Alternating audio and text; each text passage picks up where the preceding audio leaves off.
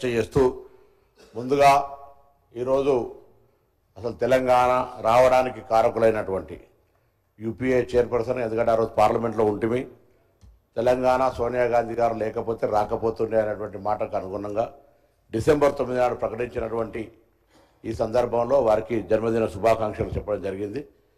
ఈ సందర్భంలో కొన్ని చర్చ జరుగుతూ మనం మాట్లాడుకుంటున్న సందర్భంలో గౌరవ సభ్యులు మాట్లాడుతూ మీరు అన్నీ మార్చుకుంటూ పోతూ ఉంటారని చెప్తాను.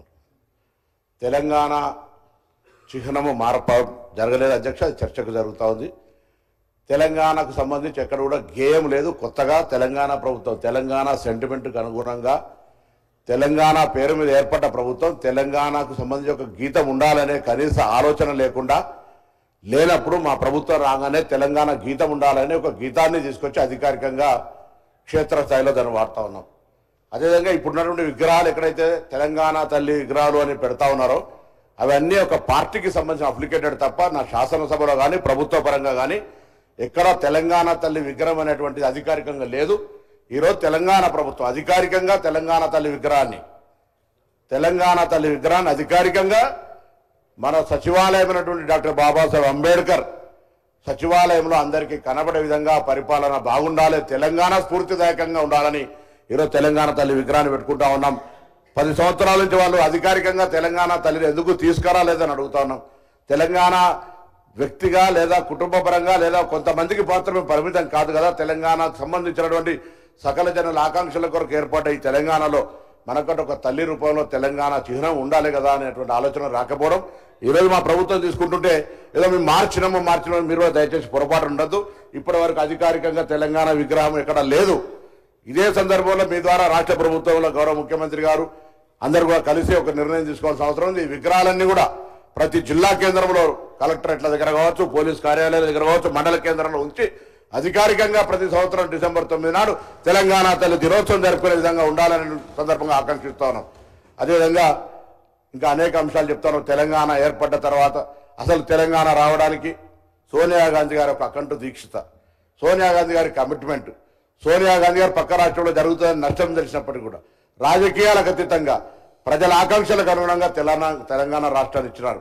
ఇవాళ వారిని అందరం కూడా వారి జన్మదినం, వారు తెలంగాణ రాష్ట్రం ఏర్పడడానికి ఒక ప్రజాస్వామిక గొంతు ఏర్పడడానికి కారణమైనటువంటి నాయకురాలు అనేటువంటి మాట సందర్భంగా ఉనవేస్తూ రాజకీయంగా తెలంగాణకు సంబంధించినటువంటి అంశం మీద మనం 10 సంవత్సరాలుగా చూసిన పరిపాలన, ఉద్యోగాలకు సంబంధించి చెప్తాను. ఉద్యోగ నాయకులను పదవి విరమణ తర్వాత పదవులు ఇస్తామని చెప్పి ఉద్యోగుల సమస్యలు పరిష్కరించబడ్డాయి అధ్యక్ష. 317 ఎందుకు వచ్చింది లేదా ఇతరత్ర అనేక అంశాలు ఉద్యోగులకు సంబంధించి ఒక పాంపరింగ్ లాగా నాయకులను మంచిగా చేసుకొని నాయకులు రిటైర్మెంట్ కాగానే ఏదో పదవులు ఇచ్చేస్తే పాపం ఉద్యోగులందరూ 10 సంవత్సరాలు ఇబ్బంది పడితే మా దామోదర్ రాజనరసింహ గారి నాయకత్వంలో శ్రీధర్ బాబు గారు, నేను, ముఖ్యమంత్రి గారు వేసినటువంటి సబ్ కమిటీ మేరకు అనేక సందర్భాలు దాదాపు 20-30 సార్లు సమావేశమై ఆ సమస్యలన్నీ పరిష్కరించే విధంగా ప్రయత్నం చేసిన ఒక లోకల్కు సంబంధించిన ఇష్యూ ఉంది.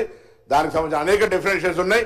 కేంద్ర ప్రభుత్వం దగ్గరికి దాని మీద చర్చ చేసి నేను గౌరవ మంత్రి గారిని కోరుతా ఉన్నా, చర్చ చేసి ఒక క్లారిటీ ఇప్పించేటువంటి ప్రయత్నం చేయమని చెప్పి సందర్భంగా కోరుతా ఉన్నా. నిధులు తదితర అంశాలు రైట్, రాష్ట్రంలో అనేకమైన ఆర్థిక ఇబ్బందులు ఉన్నాయి. నేను గౌరవ భారతీయ జనతా పార్టీ కేంద్రంలో అధికారంలో సభ్యులు కోరుతా ఉన్నాను. శాసనసభ జరిగిన మొదటి సందర్భంలోనే బడ్జెట్లో మనకు నిధులు కేటాయించకపోతే మనందరం కూడా తీర్మానం చేసుకున్నాం. ఇవాళ మొన్నటికి మొన్న ఖమ్మం లాంటి జిల్లాల వరదలలో మునుగుతే 10,000 కోట్ల ప్రతిపాదనలు అధికారులకు తదితరందరి గౌరవ మంత్రులకు విజ్ఞాపన పత్రాలు ఇస్తే కూడా ముష్టి 400 కోట్లు ఇచ్చినటువంటి పరిస్థితి ఇవాళ. కాబట్టి దయచేసి రాజకీయాలకు అతీతంగా ఈరోజు మనం నిధులు తెచ్చే విషయం లోపల కూడా కేటాయిస్తూనే తెలంగాణ తల్లికి సంబంధించిన విషయం లోపల, తెలంగాణ తల్లి విగ్రహానికి సంబంధించిన విషయం లోపల అధికారికంగా ఈ నిర్ణయాన్ని స్వాగతిస్తూ భవిష్యత్తులో అన్ని జిల్లా కేంద్రాల్లో పెట్టే విధంగా కార్యక్రమం జరగాలని సందర్భంగా నేను కోరుకుంటాను అధ్యక్ష.